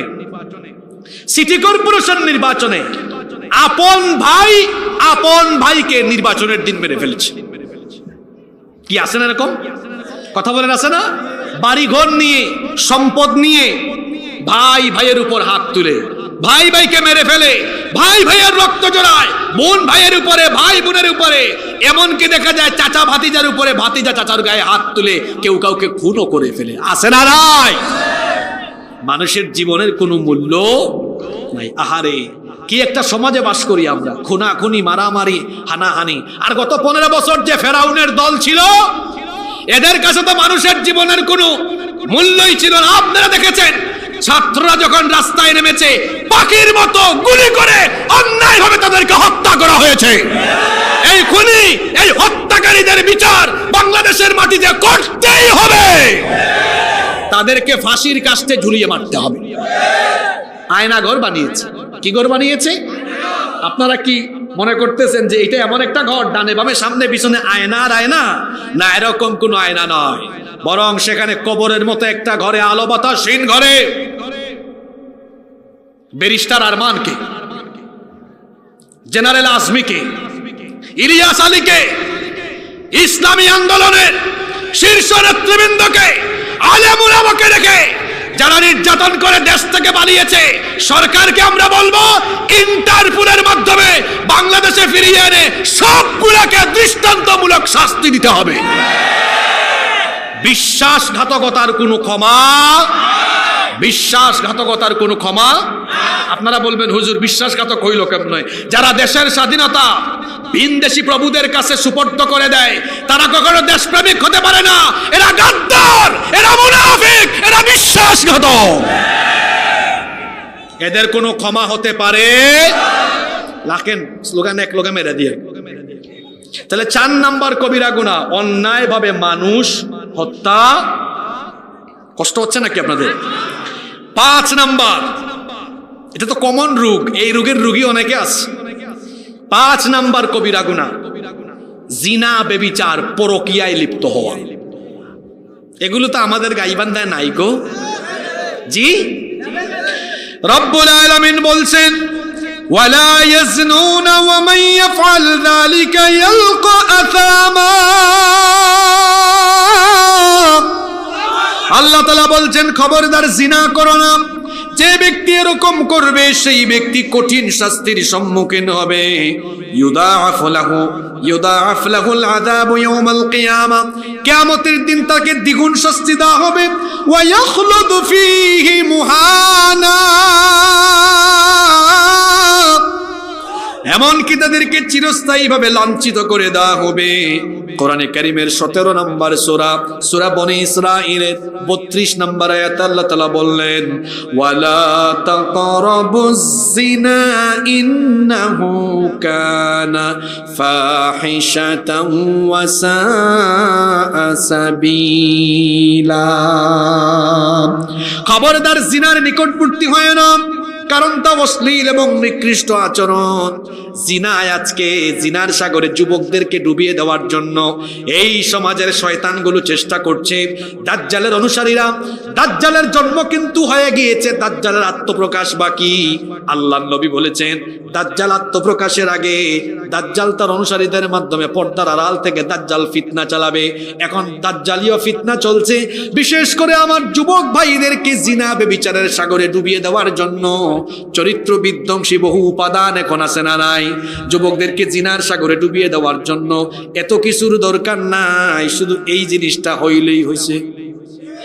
আরো জোরে বলেন, এটা হইলেই হইছে। এজন্য আল্লাহর নবী যুবকদেরকে সাবধান করেছেন। আল্লাহর নবী বলেছেন, ইয়া শাবাব, হে যুবক, ইহফাদু ফুরুজাকুম, তোমাদের লজ্জাস্থানের হেফাজত করো, লা তাজনু, জিনা করো না। আলা মান হাফিযা ফারজাহু ফালাহুল জান্নাহ, যে যুবক তার লজ্জাস্থানের হেফাজত করবে আল্লাহ তার জন্য জান্নাত রেখে দিয়েছেন। সুবহানাল্লাহ। এজন্য আমার যুবক ভাইদেরকে বলবো, জিনা থেকে, ব্যভিচার থেকে নিজেকে হেফাজত করতে হবে। রাস্তাঘাটে কত জরিনা সকিনা হেঁটে যাবে, জরিনা সকিনার দিকে চক্ষু যাবে না। আমি আমার চক্ষুকে নিচের দিকে দিয়ে দিব কার ভয়ে? আসতে বলবেন না, জোরে বলেন, কার ভয়ে? জিনা ব্যভিচারের ধারে কাছে যাওয়া যাবে না। বিবাহ বহির্ভূত কোনো হারাম রিলেশনে নিজেকে সম্পৃক্ত করা যাবে না, কারণ হারামের মধ্যে কোনো আরাম নাই। আবার বিবাহিত যারা, তারাও কিন্তু পরকীয়ায় লিপ্ত হওয়া যাবে না। এখন ইন্ডিয়ান সিরিয়াল দেখে দেখে বাংলাদেশে পরকীয়ার রোগ বিষক্রিয়ার মতো ঢুকে গিয়েছে, ঠিক কিনা? খবরদার, জিনা ব্যভিচার এর ধারে কাছেও যাওয়া যাবে না। জিনা ব্যভিচার থেকে বাঁচার জন্য আজকে 4টা মেডিসিন দিয়ে যায়, 4টা ওষুধ দিয়ে যায়। এই 4টা জিনিস করতে পারবেন যারা, জিনা থেকে বাঁচতে পারবেন তারা। কয়টা? আরো জোরে বলেন, কয়টা? মনোযোগ আছে না গেছে? 1 নাম্বার হলো, জিনা ব্যভিচার থেকে যদি বাঁচতে চান চোখের হেফাজত করেন, কারণ চক্ষুকে বলা হয় হৃদয়ের আয়না। আপনি যখন বাজে জিনিস দেখবেন, আপনি যখন হারাম জিনিস দেখবেন, চক্ষু দিয়ে দেখার কারণে বাজে চিন্তা তৈরি হবে। এই জন্য আগে চোখের হেফাজত করবেন। একটা মোবাইল হাতে নিয়েছেন, ইউটিউবে গিয়েছেন, ওয়াজ দেখতেছেন, কোরআন তেলাওয়াত দেখতেছেন, কিন্তু দেখবেন প্রযুক্তি এখন এমন হয়ে গিয়েছে, ভালো জিনিসের সাথে নিচে থাকে খারাপ 3টা। আছে না নাই? চক্ষুটাকে আল্লাহর ভয়ে নিম্নগামী করে দিবেন, কারণ আল্লাহ বলেছেন, কুল্লিল মুমিনিনা ইয়াগুদ্দু মিন আবসারিহিম, নারীদেরকেও একই কথা বললেন, ওয়া কুল্লিল মুমিনাতি ইয়াগুদ্দুনা মিন আবসারিহিন্না, নারী হোক পুরুষ হোক, পুরুষ বা পরনারী থেকে চোখকে নিম্নগামী করে রেখে দিতে হবে। হুকুম কার? ভুলবশত যদি কখনো বেগানা নারীর দিকে চক্ষু চলে যায়, আল্লাহর নবী সাইয়েদনা আলী রাদিয়াল্লাহু আনহুকে বলেছেন, লা তুতবিইন নাযরাতান নাযরা, দৃষ্টির পরে দৃষ্টি দিও না। ফা ইন্না লাকাল উলা ওয়া লাইসাত লাকাল আখিরা, কারণ প্রথম দৃষ্টিটা তোমার জন্য ক্ষমার যোগ্য, কিন্তু দ্বিতীয়টার ক্ষমার যোগ্য না। এই হাদিসের ফজিলত শুনে যুবকরা যেন আবার আগামীকাল থেকে এই কাম না করে, হুজুর বলছে একবার তাকানো যাবে তো রাস্তার ইয়াদ তো জরিনা সকিনা যাবে, একবার আমি কাম সারবো। এখানে বলা হয়েছে, ভুলবশত অনিচ্ছাকৃত যদি একবার চক্ষু চলে যায়, মনে করেন মোবাইল ফোনে ইমো আছে না নাই? ইমো আছে, এটার আরেকটা নাম স্বামী বিদেশ। কি নাম দিছে? স্বামী বিদেশ, ইমো। তারপরে আরেকটা আছে শেয়ার ইট, কিংবা যে কোনো কিছু। এখন ফেসবুকে ভালো ভিডিও দেখলে দেখবেন সেখানে অ্যাডভার্টাইজ চলে আসে, কোনো বাজে ভিডিও আসছে, ইচ্ছে ছিল না, চক্ষু চলে গিয়েছে। প্রথমবার যদি যায় ও ভুলবশত দ্বিতীয়বার আর দেওয়া যাবে। জিনা থেকে বাঁচার প্রধান উপায় হলো চোখের হেফাজত করা। এরপরে 2 নম্বর, মন মানসিকতাকে নিয়ন্ত্রণ করা। রাত হলে মন চাইবে একটু আমি ওই বাড়ির সকিনার ফেসবুক আইডিটা খুঁজি, একটা মেয়েকে আমি ফেসবুকে মেসেঞ্জারে নক দেই, মন চাইবে একটু নাটক দেখি, সিনেমা দেখি, মন চাইবে জরিনার বাড়িতে গিয়ে একটা উকি মারি। মন যা চাইবে তা করা যাবে না, মনকে যার গোলাম বানাতে হবে তিনি কে? মনে রাখবেন, 1 নাম্বার চোখের নিয়ন্ত্রণ, 2 নাম্বার মন মানসিকতা নিয়ন্ত্রণ। মনে রাখতেছেন? 3 নাম্বার হলো জবান নিয়ন্ত্রণ। জবানের কারণে মানুষ মানুষের কাছে প্রিয় হতে পারে, আবার জবানের কারণে মানুষ তার পতন ডেকে আনতে পারে। আমার দেশ থেকে যে ফেরাউন বিদায় হলো, মুখের কারণেই এই অবস্থা হয়েছে।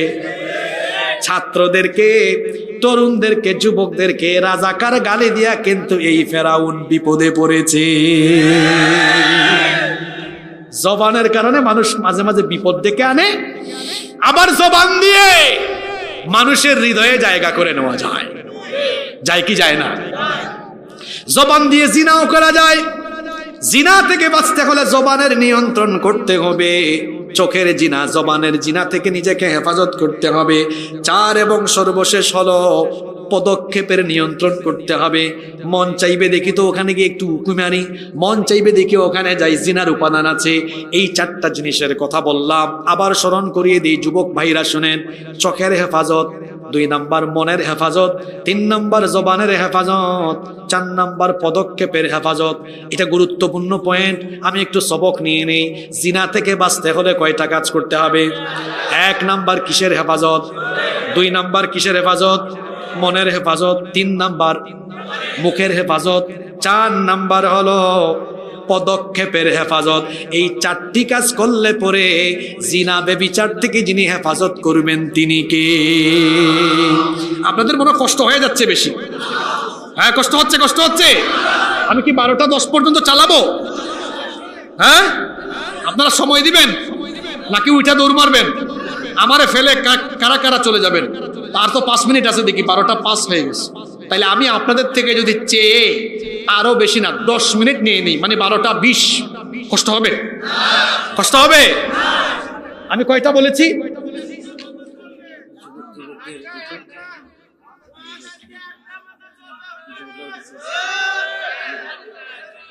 হ্যাঁ,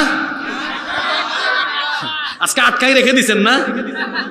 আটকাই দিছেন, বুঝেন নাই কি আটকাইছেন? ঠিক আছে, বসেন মুহতামিম সাহেব, বসেন, অসুবিধা নেই। আমি নোটিশ দেখেছি। আমরা সবাই মুনাজাত করে বাড়ি যাব ইনশাআল্লাহ। কারণ এটা বাংলাদেশের আলেম ওলামারা জানে, এই গোবিন্দগঞ্জ, এই গাইবান্ধার মাটি ইসলাম আর ইসলামী আন্দোলনের ঘাঁটি। এই জনপদের মানুষ কোরআনকে ভালোবাসে, ঠিক কিনা? কয়টা বললাম? 6 নাম্বার মাদক সেবন। এখন এটা যুবক তরুণদেরকে ধ্বংস করার জন্য এই জিনিসটা এখন সব জায়গায় ছড়িয়ে দেওয়া হয়েছে, ঠিক কিনা? জোরে বলেন, ঠিক কিনা? মাদক এটি হচ্ছে শয়তানের একটি অন্যতম উপাদান। মানুষকে শয়তান কুপথে নেওয়ার জন্য, জাহান্নামের পথে নেওয়ার জন্য সে যতগুলো উপাদানকে তার হাতিয়ার হিসাবে ব্যবহার করেছে, তার মধ্যে একটা অন্যতম উপাদানের নাম হলো মাদক। যেমন আল্লাহ তাআলা কোরআনে কারীমের 5 নম্বর সূরা সূরাতুল মাইদা এর 90 নম্বর আয়াত থেকে বলছেন, ইয়া আইয়ুহাল্লাযীনা আমানু ইন্নামাল খামরু ওয়াল মাইসিরু ওয়াল الأنصاب والأزلام رجس من عمل الشيطان فاجتنبوه لعلكم তুফলিহুন। আল্লাহ তাআলা বলছেন, হে ঈমানদারেরা, ইন্নামাল খামরু ওয়াল মাইসিরু ওয়াল আনসাবু ওয়াল আজলামু, নিশ্চয়ই মাদক, জুয়া, ভাস্কর্য প্রতিমা, ভাগ্য নির্ণায়ক তীর, রিজসুম মিন আমালিশ শাইতান, এগুলো হলো শয়তানের কাজ। এগুলো দিয়ে শয়তান কি করতে চায় শোনো। ইন্নামা ইউরিদুশ শাইতানু আন ইউকিআ বাইনাকুমুল আদাওয়াতা ওয়াল বাগদাআ ফিল খামরি ওয়াল মাইসিরি ওয়া ইয়াসুদ্দাকুম আন যিকরিল্লাহি ওয়া আনিস সালাহ ফাহাল আনতুম মুনতাহুন। আল্লাহ তাআলা বলছেন, নিশ্চয়ই শয়তান চায় এই মাদক এবং জুয়ার মাধ্যমে তোমাদের মধ্যে পারস্পরিক বিদ্বেষ, বিশৃঙ্খলা, ক্লেশ বাড়াতে চায়। আল্লাহর এই আয়াতের বাস্তবতা কতটুকু আছে দেখেন, কত বাস্তবসম্মত কথা। দেখবেন মাদকের সাথে নিয়ন্ত্রিত লোকেরা সমাজের সবচাইতে উশৃঙ্খল হয়। মাদকের সাথে যারা সম্পৃক্ত থাকে দেখবেন এরাই বউ নিপীড়ন করে, বউ নির্যাতন করে। মিলায় দেখবেন যারা মাদক সেবন করে, মাদকের পয়সা যখন তার কাছে থাকে না, তার বউয়ের গায়ে হাত তুলে বলে, তোর বাপের বাড়ি যা, আমার জন্য টাকা নিয়ে আয়, পয়সা নিয়ে আমি মাদক সেবন করব। এই জন্য আমি বলি, বেশিরভাগ মাদকাসক্ত লোকেরা হয় বউ নির্যাতনকারী, বেশিরভাগ মাদকাসক্ত লোকেরা হয় চোর। ডাকাত। মাদকের জন্য যখন তার পকেটে পয়সা থাকে না, বাপের পকেট থেকে, মায়ের ব্যাগ থেকে কিংবা রাস্তাঘাটে এরা চুরি করে, ডাকাতি করে, ছিনতাই করে, তাহলে বোঝা গেল মাদকের সাথে সম্পৃক্ত যারা সমাজের সবচেয়ে বড় গুন্ডা আর সন্ত্রাসী হলো তারা। যে জিনিস সেবন করলে পরে নিজের শরীরের ক্ষতি, দেশের ক্ষতি, সমাজের ক্ষতি, ইসলামের জন্য শুরু থেকেই সেটাকে হারাম করে দিয়েছে। আল্লাহর নবী এজন্যই বলেছেন লা তাশরাবুল খাম, মাদক সেবন করো না, ফাইন্নাহা মিফতাহুন কুল্লু শার, কারণ সকল অশ্লীলতা মন্দ কাজের চাবি কাঠি হলো মাদক। সব মন্দ কাজের চাবির নাম কি? জোরে বলে। এই মাদক থেকে যুবক ভাইদেরকে হেফাজত থাকতে হবে। নাম্বার 7, 7 নাম্বার জুয়া। জুয়া এটি হলো আরেকটি মারাত্মক কবিরা গুনাহ। এখন এই জুয়া অনেক আপডেট হয়েছে, চাচারা বুঝবেন না। এই যে ছোট ছোট ছেলেরা আছে না, এরা জুয়া খেলে এখন কেমনে জানেন? আইপিএল খেলা হয় ইন্ডিয়ায়, জুয়ার বাজি হয় গাইবান্ধায়। বিপিএল খেলা হয় ঢাকায়, জুয়ার বাজি হয় গোবিন্দগঞ্জে। কি বলেন, আছে না নাই? জুয়া খুলনা এত খারাপ, এরা জুয়ার জন্য বউ বন্ধক দিয়ে দেয়। আছে না এরকম? জুয়া হলো আরেকটি কবিরা গুনাহ। এই জুয়ায় যারা লিপ্ত এদের জন্য জাহান্নাম হারাম করে দিয়েছেন কে? আরো জোরে বলেন কে? আপনাদের ব্যাটারির চার্জ কিন্তু শেষ নাকি? আপনারা ভাবতেছেন হুজুর দিকে 10-এ কইয়া 20-এ চলে গেল। না, এই 20-20ই থাকবে। 20 না, 20টা শুনতেই কেমন দেখায়। 20-20 21 করলাম, ওই 19 বা 21, ঠিক আছে? 21-এ ছাড়বো, 21-এ থাকবো, ঠিক আছে? রাজি আছেন তো? রাজি আছেন? রাজি আছেন? দেখি যাদের ঘুম আসছে একটু ঘুম ভাঙায় দেন তো। আল্লাহর নামে একটা তাকবীর দেন, নারায়ে তাকবীর। এটা তো বুড়া মানুষের আওয়াজ হয়ে গেল। যুবকেরা যুবকের মতো বলবে। এই উত্তরবঙ্গের মানুষ, এরা শহীদ আবু সাঈদের উত্তরসূরি। মাঠ কাঁপায়া আল্লাহকে খুশি করে একটা তাকবীর দেন, নারায়ে তাকবীর। আরেকটা তাকবীর দেন, নারায়ে তাকবীর। মনোযোগ আছে তো? আর বেশি না গো, আমার 3টা পয়েন্ট বাকি আছে। এই 3টা কিন্তু খুব মারাত্মক, শুনবেন তো আপনারা? এগুলোর এই জন্য আমি বাছাই করে শেষে রাখছি। নাম্বার 8 নাম্বার, সুদ। সুদখোর তো আমাদের দেশে নাই। আছে মানে? এরা নামাজের সামনের কাতারে থাকে, আবার সুদ খাওয়ার বেলায় সামনের কাতারে থাকে। যেভাবে আওয়াজ হইছে এই এলাকায় কমন পড়ছে এই রোগ। সুদখোররা কত খারাপ! আল্লাহ কোরআনে বলেছেন এটা এমন একটা মারাত্মক কবিরা গুনাহ, যারা সুদ খায় এরা আল্লাহর সাথে, রসুলের সাথে যুদ্ধ ঘোষণা করেছেন। আউযুবিল্লাহ। শুধু তাই নয়, সুদখোরের উপরে আল্লাহ এবং তার রাসূল লানত দিয়েছেন। অন্য আয়াতে আল্লাহ বলেছেন যারা সুদের সাথে সম্পৃক্ত, কিয়ামতের দিনে এরা শয়তানের আসর করা রোগীর মতো হাসরের ময়দানে হাজির হবে। আউযুবিল্লাহ। আল্লাহর নবী আরো ভয়ঙ্কর কথা বলেছেন। নবীজি বলেছেন যারা সুদখোর, যারা সুদ খায়, আর রিবা সালাসাতুন ওয়া সাবউনা বাবা। এক হাদিসে এসেছে, নবীজি বলেছেন সুদের 73টা গুনাহ আছে, আর এক হাদিসে এসেছে 70টার বেশি গুনাহ আছে। তার মধ্যে আইসারুহা, সবচেয়ে নিম্ন গুনাহ হলো আইয়ানকিহার রাজুলু উম্মাহু। সবচাইতে নিম্ন পর্যায়ের গুনাহ হলো নিজের মায়ের সাথে জিনা করা। তাইলে সুদখোর যারা, খারাপের খারাপ তারা মার সাথে জিনা করে। শুধু তাই নয়, অন্য হাদিসে এসেছে আল্লাহর নবী বলেছেন যে ব্যক্তি মাত্র 1 দিরহাম সুদ খায়, ওই ব্যক্তি 36 বার জিনা করার সমান অপরাধী হয়ে যায়। কতবার জিনার সমান? জোরে বলেন। 37 না তো, 36, 36 বার। 1 টাকা না, 1 দিরহাম সুদ খাইলে 36 বার জিনা করার সমান অপরাধ হয়। ইন্না লিল্লাহি ওয়া ইন্না ইলাইহি। সুদখোর এখন তো মসজিদ কমিটি, মাদ্রাসা কমিটির সভাপতিও সুদখোর হয়। আছে না নাই? আমার দেশে এখন মসজিদ কমিটিতে টাকাওয়ালা, পয়সাওয়ালা আর ক্ষমতা দাপটওয়ালা লোক দেখে কমিটিতে রাখা হয়। অথচ মসজিদে, মাদ্রাসায়, এই সব জায়গায় সভাপতি হবে তাকওয়াবান ব্যক্তিগণ, যাদের পরহেজগারিতা বেশি। আমার দেশে বেশিরভাগ মসজিদে সুদখোর, ঘুষখোর, হারামখোর মসজিদ কমিটিতে আছে বলে ওই মসজিদগুলো থেকে হকের আওয়াজ শোনা যায় না। আল্লাহর নবীও বলে গিয়েছেন, আখিরি জামানায় মসজিদের বাহির হবে সুন্দর, ভিতর হবে অসুন্দর। কারণ মসজিদের ভিতরে ঢুকলে দেখা যাবে উলুওয়ান আহলুল ফিসকি ফিল মাসাজিদ, মসজিদের ভেতরে ভালো মানুষের, পরহেজগার মুত্তাকি মানুষের গলার আওয়াজের চাইতে পাপীদের গলার আওয়াজ বড় হয়ে যাবে। আমার সমাজে এখন আছে না নাই? জোরে বলেন আছে না নাই? আশ্চর্য কথা, সভাপতি সেক্রেটারি হুজুরকে ধমকায়, আর যে হুজুর সভাপতি সেক্রেটারির ধমক খাইয়া মাথা নিচুর দিকে থাকে, ওটা হুজুর না, ওইটা খেজুর।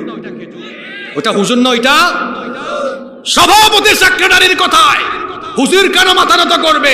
বরং হুজুরের কথায় সভাপতি সেক্রেটারি চলবে। মসজিদগুলোতে ইমাম সাহেবকে সেই ভূমিকায় থাকতে হবে। এই পরিবেশ প্রতিটি এলাকায় এলাকায় গড়ে তুলতে হবে। রাজি আছেন তো সবাই? সুদ এটা মারাত্মক গুনাহ। বিভিন্ন এলাকায় সুদি কারবার চলে, কোনো ব্যবসা করে না, অনেকে আছে খালি সুদে টাকা খাটায়। আছে না এরকম?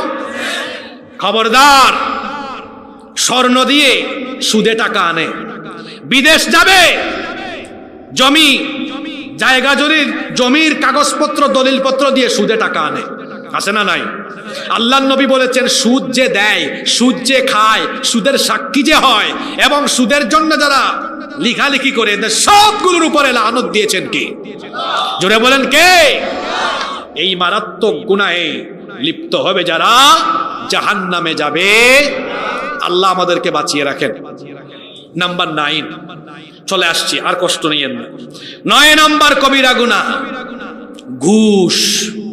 আমার দেশে তো ঘুষ নাই গো। জোরে বলেন। এটার নামও দিয়েছে আবার, কি সুন্দর সুন্দর নাম, শুনেন না? স্পিড মানি, টেবিল মানি। শুনছেন তো আপনারা এই নামগুলা? টেবিল মানি। টেবিল মানি কি? টেবিলে ফাইল নিয়ে আসছেন, কয় ফাইল তো রাখলেন, টেবিল মানি রাখেন। রাখলে কি হবে? কয় ফাইলের গতি বাড়বে। ফাইলের কি বাড়বে? একজন কয় ফাইলে তো কোনো চাকা লাগানো নাই। কয় অসুবিধা নাই, আপনি মানি দিয়ে চাকা লাগান। মানি দিয়ে কি লাগান? তখন কি হয়? ফাইল আর এখানে থাকে না, আছে না নাই? আরে বাপ রে বাপ, এটার নাম দিয়েছে টেবিল মানি, এটার নাম দিয়েছে স্পিড মানি। কি আজীব অবস্থা! বেতন পায় 30,000 টাকা, চাকরির বয়স 2 বছর, সম্পদের পরিমাণ 400 কোটি, 500 কোটি। চোরের দল, ডাকাতের দল। এই চোর আর ডাকাতদেরকে আমরা গত কয়েক বছর ধরে দেখেছি। তিনি বলেছিলেন, আমার বাসার পিয়ন কত কোটি টাকার মালিক, কি ছাড়া চলে না। নিজের মুখে নিজে কি হইল? নিজের মুখে কি হইল? তিনি তার ডানে বামে সামনে পিছনে চোর ডাকাত পালতেন। এই জন্য তো ভালো মানুষ পালায় না গো। আপনার বাড়িতে চোর ঢুকেছে আজকে, শুনতেছেন আপনারা? কষ্ট হচ্ছে নাকি? কথা তো একটা মনে পড়লো, বলে ফেলি, বলবো? এই বাগদায় এক বাড়িতে চোর ঢুকেছে, আল্লাহ হেফাজত করেন, এই গ্রামের জন্য এটা না হয়। এটা কথার কথা। আপনারা আবার বলবেন আজকে রাতে চোর আসলে কোন জাতের হুজুর একটা আইছে, হ্যাঁ মনে হয় চোরের সাথে সম্পর্ক ছিল, আগে ভাগে কেমনে জানলো? ইন্না লিল্লাহি ওয়া ইন্না ইলাইহি রাজিউন। আল্লাহ এই গ্রামের সবাইকে হেফাজত করেন। আপনার বাড়িতে চোর ঢুকেছে, গৃহস্থ, আপনারা কি গৃহস্থ বলেন নাকি? তো গৃহস্থ বা বাড়িওয়ালা টের পাইছে, টের পাইয়া বলছে চোর। পাশের বাড়ির মানুষ ছিল ঘুমে, জেগে উঠছে, চোর। এর পাশের বাড়ির আরেকজন কয় চোর। যাইতে যাইতে আওয়াজ গেছে মুয়াজ্জিন সাহেবের কানে। মুয়াজ্জিন সাহেব উইটটা মাইক লাগাই দিছে, বাগদায় চোর ঢুকেছে, সবাই বের হন। লাঠি সুটা নিয়ে সবাই বের হয়েছে। এইটা দেখার পরে চোর আর ডাকাত কি বলবে? আসেন আসেন, আমারে ধরেন, নাকি চোর জানা মাত্র পালাবে? জোরে বলেন। গত 15 বছর ধরে আলেম ওলামারা বুঝাচ্ছেন, এই দেশের সব সম্পদ চোরের দল চুরি করে ফেলতেছে উন্নয়নের নাম দিয়ে। ভারতের কাছে স্বাধীনতা সার্বভৌমত্বকে বন্ধক দেওয়া হয়েছে। এটা বুঝতে মানুষের দেরি হয়েছে। যেভাবে মুয়াজ্জিনের কানে যেতে যেতে ওই একজন থেকে আরেকজন যাইতে যাইতে 2024-এর আগস্টে গিয়ে বাংলাদেশের সব মানুষ তখন চোর ডাকাতদের বিরুদ্ধে গর্জে উঠল, চোর ডাকাতের দল তখন জামাতের সাথে বাংলাদেশ থেকে পালিয়ে গেল। ভালো মানুষ পালায় না গো। কে পালায়? জোরে বলেন, কে পালায়? কে পালায়? এই বাংলাদেশে অনেক মানুষের উপরে 15 বছর জুলুম নির্যাতন হয়েছে। 15 বছরে দেশ ছাড়ে নাই। 15 বছর সবাই দেশে ছিল, জেল খেটেছে, জুলুম নির্যাতন সহ্য করেছে। কিন্তু আশ্চর্য, আপনারা 5 তারিখের পরে 15 ঘন্টাও দেশে থাকতে পারলেন। আপনি কি রাগ করলেন নাকি? এই গোবিন্দগঞ্জের আগের ওসি আছে নাকি?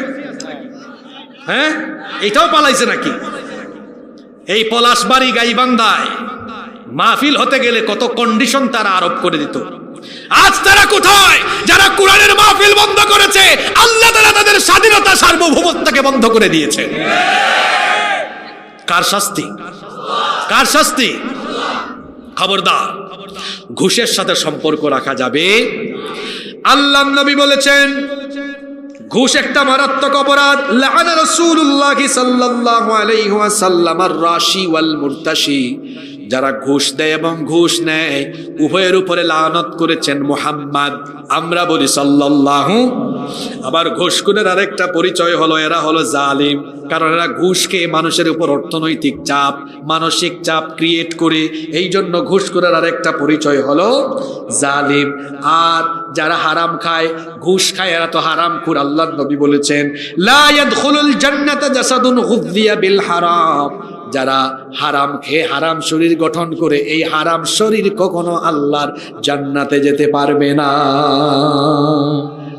আর যারা হারামখোর ঘুষ খায়, আমার দিকে তাকা, ঘটনা আরেকটা মনে পড়ছে, বলবো? এক সরকারি অফিসে গিয়েছি আমি 2-3 বছর আগে। যাওয়ার পরে এই লোক আমার দেখাই দরজা বন্ধ করে দিয়েছে। আমি বললাম হায় হায় হায়, এই লোক দরজা বন্ধ করছে কেন? বন্ধ করে কই, হুজুর আপনারা এতদিনে পাইছি গো, আমি তো আপনার অনেক বড় ভক্ত। আমি বললাম তাই, আমিও আপনার ভক্ত, দরজা লাগাইছেন কেন? কয় হুজুর পাই না তো সব সময়, আজকে পাইছি, আপনার কাজ হবে, অসুবিধা নাই, কাজটা করে দিব, কিন্তু আমার কিছু কথা আছে। বললাম কি কথা? কয় 5-6টা বাচ্চা পেটে আসে, আমার বউয়ের নষ্ট হয়, আমি বসতে পারি না, এমন এক রোগ হয়েছে মানুষকে বলতেও পারি না, আরো অনেক কিছু বলল। কয় হুজুর কি করব বলেন না, নামাজও তো পড়ি। আমি বললাম ভাই দরজা তো লাগাই দিছেন? কয় হ্যাঁ, কেউ তো নাই, শুধু আমি আর আপনি, আমার কাছে স্বীকার করেন তো, স্পিড মানি, টেবিল মানি, হারাম টারাম চলে কিনা? কয় হুজুর টের পাইছেন কেমনে? কইলাম হারামে তো কোনো আরাম, আপনি হারাম ছেড়ে দেন। 1.5 বছর পরে আবার দেখা। কয় হুজুর তওবা করেছি, আলহামদুলিল্লাহ একটা সন্তান হয়ে গেছে। আলহামদুলিল্লাহ পড়বেন না? অনেকটাই ভালো হয়ে গেছে। বললাম মনের কি খবর? এখন যে আগের মতো কামাইতে পারেন না? কয় হুজুর আগে অশান্তি ছিল, এখন শুধু শান্তি আর শান্তি। সুবহানাল্লাহ। হারামে নাই কোনো, দেখবেন হারামখোরদের বউ পরকিয়া করে, হারামখোরদের বাচ্চারা সন্ত্রাসী হয়, হারামখোরদের মেয়েরা আরেকজনের সাথে পালিয়ে যায়, হারামখোররা হারাম পন্থায় টাকা উপার্জন করে আর শেষ বয়সে মাউন্ট এলিজাবেথে গিয়ে খরচ করে। হারামে কোনো আরাম। আমরা ঘুষ সহ যাবতীয় সকল হারাম থেকে নিজেকে বিরত রাখি, আল্লাহ তৌফিক দেন। তারপরে নাম্বার 10, অনেক কষ্ট দিয়েছি আপনাদেরকে। 10 এবং সর্বশেষ আজকে যে কবিরা গুনার কথা বলবো সেটি হচ্ছে গান বাজনা, বাদ্যযন্ত্রের সাথে নিজেকে যুক্ত রাখা। এখন তো প্রায় বেশিরভাগ পরিবারে গান বাজনা ছাড়া বিয়ে শাদীর উদ্বোধনও হয় না। আছে না নাই? আপনারা বলেন তো, বিয়ে শাদী এটা কি শুধু আনুষ্ঠানিকতা না ইবাদত? জোরে বলেন, আনুষ্ঠানিকতা না ইবাদত? তো বিয়ের মতো ইবাদত, পবিত্র কাজ শুরু হয়েছে গান বাজনার মতো নাপাক জিনিস দিয়ে, অপবিত্র জিনিস দিয়ে। এই ছেলে মেয়ের দাম্পত্য জীবন থেকে প্রোডাকশন হিসেবে যে ছেলে মেয়ের পয়দা হবে, এগুলো থাকদিন না দিন দিন ঝাঁকানাকা মার্কা সন্তান হবে। কারণ এদের শুরুটা ভালো ছিল। খবরদার যুবক ভাইয়েরা, গান বাজনা শুনবেন না। গান বাজনার কারণে মানুষের অন্তর নাপাক হয়ে যায়। আল্লাহর নবী বলেছেন, আল গিনা ইয়ামবুতুন নিফাকু ফিল কলব কামা ইয়ামবুতুল মাউজ জার। পানি সেচ দিলে যেমন ফসলের উৎপাদন বাড়ে, ঠিক তেমনি ভাবে গান বাজনার কারণে মানুষের মনের মধ্যে নিফাকি বাড়ে। গান যদি শুনতেই মন চায়, আমার দেশে সাইমুম আছে, কলরবের শিল্পী আছে, এদের গান শুনলেই, সঙ্গীত শুনলে, গজল শুনলেই দেখবেন অন্তরটা প্রশান্ত হয়ে যায়, ঠিক কিনা? এই যে দেখেন ইসলামী গজলে মজা আছে। এই জন্য যুবকরা আমাকে চিঠি দিয়েছে, হুজুর আপনি গজল বলেন না কেন? কারণ গজলের মধ্যে ইসলামী গজলে মজা আছে না নাই? ত্রিভুবনের প্রিয় মুহাম্মদ এলো রে দুনিয়ায় রে সাগর। মজা আছে না নাই? তোমার নামে যদি গান গাওয়া হয়, গান সুন্দর হয়। তোমার নামে যদি গান গাওয়া হয়, গান সুন্দর হয়। তোমার সৃষ্টি পানে যদি চাওয়া হয়, চোখ সুন্দর হয়। তোমার নামে যদি গান গাওয়া হয়, গান সুন্দর হয়। সুবহানাল্লাহ। আল্লাহর নামের সব সুন্দর। আল্লাহ দুনিয়া সুন্দর, মানুষ সুন্দর, আসমান সুন্দর, জমিন সুন্দর, সুন্দরে সুন্দরে পাল্লা। জানি না কত সুন্দর তুমি আল্লাহ, জানি না কত সুন্দর তুমি আল্লাহ। সুবহানাল্লাহ। হ্যাঁ, আজে বাজে নাপাক গান শুনবেন না। দিনা দিন তিন তিনিন তিনিন তিন, এগুলা না গো ভাই। গান শুনবেন কোরআনের গান। কোরআনের কাছে আসলেই কলেজা ঠান্ডা করে দিবেন কে? এসো কোরআনের ছায়া তলে সমবেত হই, এসো আল্লাহ রাসূলের অনুগত হই। এসো কোরআনের ছায়া তলে সমবেত হই, এসো আল্লাহর গুণগান করি, এসো তারি পথে জীবন গরিব। আল্লাহর নাম নিলে তাতে যদি সুখ মেলে, কেন সেই নাম থেকে দূরে সরে রই, কেন সেই নাম থেকে দূরে সরে রই। এসো কোরআনের ছায়া তলে সমবেত হই, এসো আল্লাহ রাসূলের অনুগত হই। এসো কোরআনের ছায়া তলে সমবেত হই। আল্লাহ সবাইকে কবুল করেন।